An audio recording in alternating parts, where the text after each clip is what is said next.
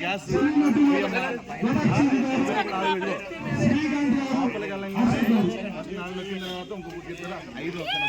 లోపలికి వెళ్ళగానే 4 తర్వాత 5 గుర్తు పెట్టుకోండి 5 గాజు గ్లాస్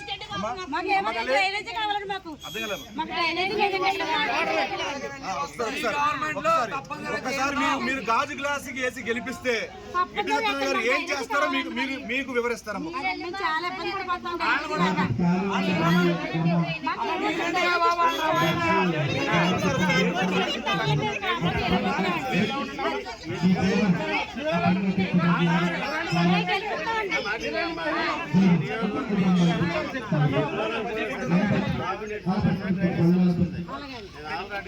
దాన్ని పవన్ కళ్యాణ్ గారికి చెప్పడం కూడా జరిగింది. ప్రభుత్వం ఏర్పడగానే తప్పనిసరిగా మీకు డ్రైనేజ్ వ్యవస్థని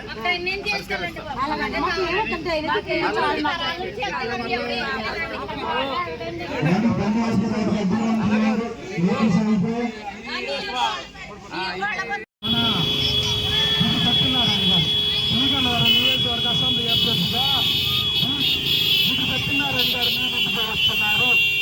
మన ఆయనతో పాటు మన గెటప్ సీన్ గారు, జబర్దస్త్ టీం బాబీ గారు, అశోక్, ఈ ముగ్గురు కూడా ఈ టీంతో మన ముందు మన అభ్యర్థిని గెలిపించుకున్నందుకు గాజు గ్లాసు గుర్తుపై అఖండ మెజార్టీతో ఓట్లు వేయినందుకు మన అభ్యర్థి గిట్టి సత్యనారాయణ గారితో మీ ముందుకు వస్తున్నారు.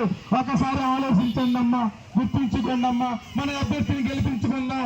మన కాలనీలు ఇదిగో మనగా కూటమికి ప్రచారంలో భాగంగా ఈరోజు పి గన్నవరం నియోజకవర్గానికి రావడం జరిగింది. గిట్టి సత్యనారాయణ గారి నాయకత్వం బలోపేతం చేయడానికి ఇక్కడ ఆయనతో పాటు ప్రచార కార్యక్రమంలో పాల్గొనడం జరుగుతుంది.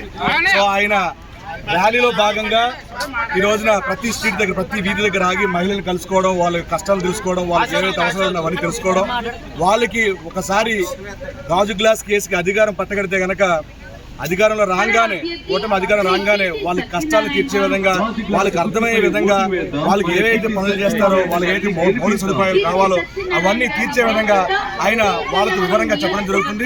చాలా సంతోషంగా ఉంది. చాలా మంది మహిళలు రావడం, గిట్టి సత్యనారాయణ గారిని గెలిపించుకోవడం చెప్పడం చాలా ఆనందంగా ఉంది.